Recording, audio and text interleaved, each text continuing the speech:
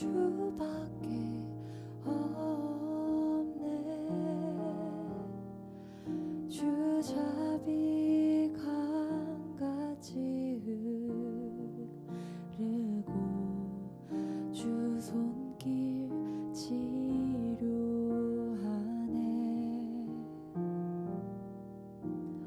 고통받는 자녀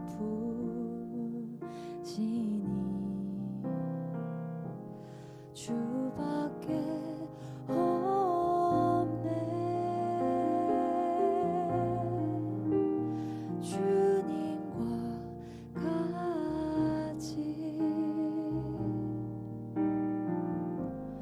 내 마음 만지는 분은 없네. 오랜 세월 찾아 난 알았네. 내겐 주밖에 없네.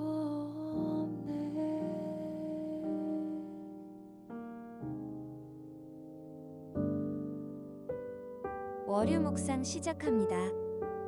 너는 조각목으로 상을 만들되 길이는 2규빗 너비는 1규빗 높이는 1규빗반이 되게 하고 순금으로 싸고 주위에 금테를 두르고 그 주위에 손바닥 넓이만한 턱을 만들고 그 턱 주위에 금으로 테를 만들고 그것을 위하여 금고리 넷을 만들어 그 네 발 위내 모퉁이에 달되 턱 곁에 붙이라.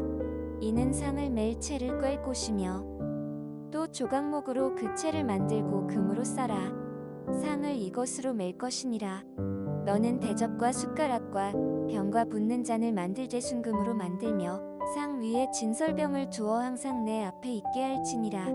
너는 순금으로 등잔대를 쳐 만들되 그 밑판과 줄기와 잔과 꽃받침과 꽃을 한 덩이로 연결하고 가지 6을 등잔대 곁에서 나오게 하되 다른 3가지는 이쪽으로 나오고 다른 3가지는 저쪽으로 나오게 하며 이쪽 가지에 살구꽃 형상의 잔색과 꽃받침과 꽃이 있게 하고 저쪽 가지에도 살구꽃 형상의 잔색과 꽃받침과 꽃이 있게 하여 등잔대에서 나온 가지 6을 갖게 할지며 등잔대 줄기에는 살구꽃 형상의 잔 넷과 꽃받침과 꽃이 있게 하고 등잔대에서 나온 가지 6을 위하여 꽃받침이 있게 하되 2가지 아래에 한 꽃받침이 있어 줄기와 연결하며 또 2가지 아래에 한 꽃받침이 있어 줄기와 연결하며 또 2가지 아래에 한 꽃받침이 있어 줄기와 연결하게 하고 그 꽃받침과 줄기와 연결하여 전부를 순금으로 쳐 만들고 등잔 7을 만들어 그 위에 두어 앞을 비추게 하며 그 불집대와 불똥그릇도 순금으로 만들지니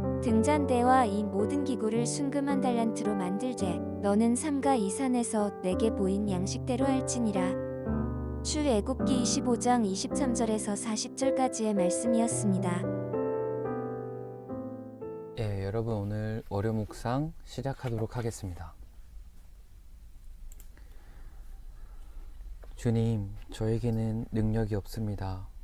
월요일 이 아침 시간 내 것만을 추구하는 나를 내려놓습니다. 그리고 주님의 것을 추구하고 주님의 나라를 바라보고 주님의 나라의 백성으로서 살기 원합니다. 말씀으로 저를 붙들어 주시옵소서. 감사하며 예수님의 이름으로 기도합니다. 아멘. 여러분, 오늘도 질문을 통해 말씀을 나눠보도록 하겠습니다. 내용 관찰 1번입니다. 하나님께서는 무엇을 만들라고 하십니까? 여러분 23절과 31절 말씀을 한번 보세요. 너는 조각목으로 상을 만들되 너는 순금으로 등잔대를 쳐 만들되 진설병과 등잔대 7을 만들라고 하십니다. 지금 이 본문은 지성소 안에 들어가는 성물들을 보여주는데 특별히 오늘 단락은 진설병과 등잔대입니다. 내용 관찰 2번입니다. 진설병과 등잔대는 무엇으로 감싸야 하며 어떤 역할을 합니까? 여러분 24절, 30절, 37절 말씀을 보시면 순금으로 싸고 순금으로 감싸야 합니다. 그리고 각각의 역할은 30절에 보면 상위의 진설병을 항상 내 앞에 있게 할지니, 예, 여기에 보면 진설병이 이 단어가 좀 히브리어로 말씀을 드리면 여기에 보면 레헤파님이란 단어가 있습니다. 이거는 임재빵이라고 나오거든요. 그러니까 하나님 앞에 두는 빵입니다. 그래서 진설병을 두는 것은 하나님이 임재하셨을 때 이 떡을 우리가 먹고 서로 나누는 것을 위해서 두는 거예요. 사람이 서로를 만나면 어떤 다과회를 하듯이 하나님은 우리와 교제하기 원하셔서 빵을 두고 함께 교제하자, 이렇게. 그래서 임재의 빵이라고 말할 수 있겠죠. 그리고 등잔 때 37절에 보면 등잔 7을 만들어 그 위에 두어 앞을 비추게 하며. 지성소 안은 어두웠어요. 왜냐하면 여러분, 이 성막을 만들 때, 이 성소를 만들 때 그 안에 보면 텐트이기 때문에 텐트를 막 여러 가지 동물 가축의 가죽으로 덮고 뭐 여러 번 덮었거든요. 그 안에 빛이 아예 안 들어갔다고 해요. 그 어두운 텐트 안에 등대를 두는데 그것을 7을 뒀습니다. 저번에도 말씀드린 대로 7, 7은 완전수라고 했죠. 이렇게 완전히 그곳을 빛으로 비추는 거예요. 이 말씀 속에 그래서 하나님의 임재가 오셨을 때 우리가 환영하는 의미로 빛을 확 비춰서 하나님과 교제하고 떡을 나누고 하나님을 환영하기 위해 방을 환하게 켜놓은 것을 의미하죠. 그래서 떡도 항상 두어야 하고요. 그리고 그 등잔대의 등도 끄면 안 됩니다. 예, 연구와 묵상입니다. 여러분 40절에 보면 너는 삼가 이 산에서 내게 보인 양식대로 할지니라. 저는 연구와 묵상 생각해 볼 질문을 하나님께서 이런 세부적인 모양을 이렇게 작업 지시를 하시고 작업의 방식까지도 요구하셨거든요. 등잔은 특별히 쳐서 만들려고 했고, 앞에 말씀드린 그 진설병을 그 등잔 그 진설병은 이제 만들 때 그 진설하는 그 상 있잖아요. 그 상을 만들 때는 금속으로 싸고 아주 작업 방식을 그대로 하나님 요구하신 대로 왜 하게 했을까? 왜 이렇게 작업 방식까지 모양까지도 다 그대로 해야 된다고 하셨을까? 그 답은 이곳이 거룩한 곳이기 때문입니다. 여러분, 거룩은 뭐 거룩한 표정, 뭐 거룩한 성경책 들고 뭐 이런 목소리가 아니고 하나님이 제일 싫어하는 거죠. 바리새인들한테 그런 태도를 싫어하셨다 하셨잖아요. 거룩은 구별된다는 거잖아요. 그러니까 하나님을 만난다는 것은 우리는 피조물이고 하나님은 창조주이시잖아요. 그분을 만나기 위해서는 구별돼야 하는데 하나님이 정한 방식이 거룩한 거잖아요. 왜냐면 하나님이 구별된 분이기 때문에 하나님이 하는 모든 행동은 거룩하십니다. 그래서 하나님을 만나는 방식조차도 구별된 방식을 따라야 한다는 것이죠. 조금 어려울 수 있는데요. 어떤 구도자들이잖아요. 구도자들은 세상의 선을 찾기 위해서 막 열심히 기도 시간을 늘려요. 정말 미련한 행동이죠. 피조물이고 악한 존재가 하나님 앞에 부지런히 자기 방식대로 해요. 정말 싫죠. 여러분들이 싫어하는 남자친구나 여자친구가 있어요. 내가 안 좋아해요. 근데 그분이 계속 자기가 좋아하는 방식으로 우리한테 대시한다고 해봐요. 최악의 상황이죠. 스토커가 된 거잖아요. 근데 오늘 가만히 하나님 왜 이 방식을 요구하실까? 이거 하나님의 뜻대로 하나님의 방식대로 하라는 거예요.